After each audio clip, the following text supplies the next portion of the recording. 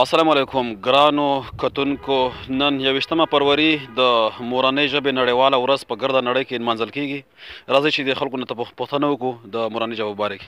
السلام علیکم جی، لکه څنګه چې تاسو ته پته هم وي چې نن د مورنۍ ژبې نړیواله ورځ په ګرده نړۍ کې نمانځل کیږي. تاسو څه وایئ د دې باره کې جی؟ مننه. زه خو دا وایم چې څنګه نورې ژبې دي او داسې پښتو هم مورنۍ ژبه ده.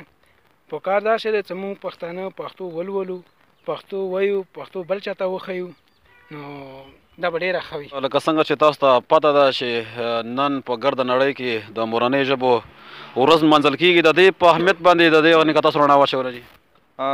دا ډېره ښه خبره ده چې نن د ټولو ژبو نړیواله ورځ د منځل کیږي.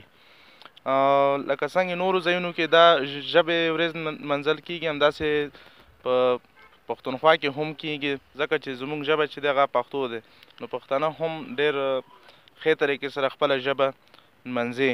نو په کار هم دی ځکه چې ژبه موږ ته الله طرف نه یو قیمتي نښ کره کړې شوې ده، نو موږ ته په کار چې خپله دا نښ چې کوم دی دا محفوظه وساتو. السلام علیکم رحمت صاحب، تاسو هم ادیب یې، شاعر یې، نو د پښتو ژبه هم مورنۍ ژبه ده، نو تاسو څه وایئ د ورځې په مناسبت سره جي؟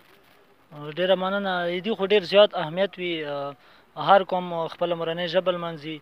نو موږ هم چونکې پښتانه یو، موږ هم ډېر پروګرامونه کوو. نن مو هم د دې مناسبت سره پروګرام کړی دی ځکه چې خپله مورنۍ ژبه بنیاد وي.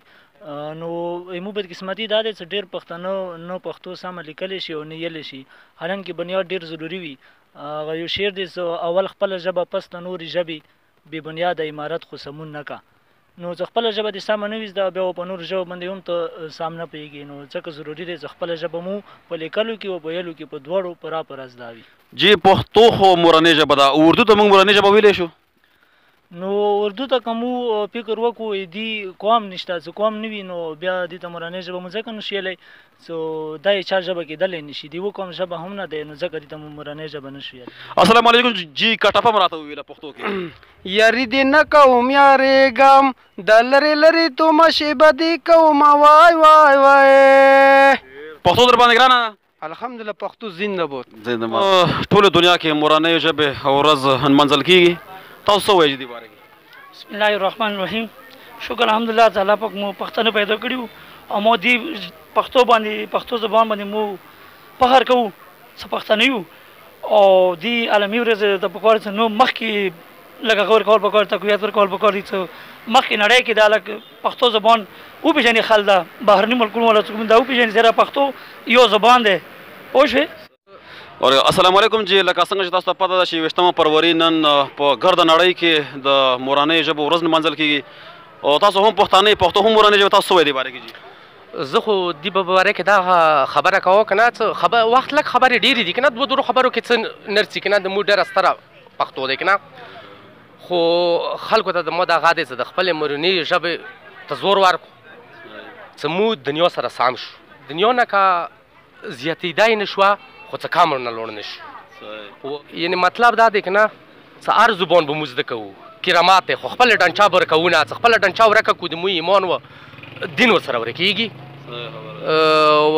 په کار دی چې پښتو مو ته خدای راکړی دی او دغه ښه وساتو. نورې ژبې زده کول که لوی کمال دی، خپله ژبه هېرول بې کمالي ده. بسم الله الرحمن الرحیم. دا خو دنیا کې ډېر قومونه دي او ډېر مذهبونه دي که نه، یار شو خپله ژبه دی. خو مو خپل د پښتو کوم تاریخ دی دا ډېر مخکینی دی که نه، او پښتو تاریخ د تا نور ښه زه څه نشم ویلی چې پښتو تاریخ مو ته زړی چې دا د آدم علیه السلام نه دی که نه. او زه په پښتو باندې ډېر فخر کوم. سړی سره پښتون دی نه چې هغه چا سپکه کوي یا زیاتی کوي یا چوکې پارخ کوي، او چې چوکې پارخ چوک نه کوي، انسانیت کوي، هر چا سره ښېګړه کوي، هغه ته زه پښتون نه یم، که هغه هر چوک ویلی نه وي. ډېره مننه. زما پښتو زما څرمن ده، د نور ژبې د لباس په شان دي نه. کیمرامین او د روبروزي سره ارګلو فام، صدای کورم نیوز.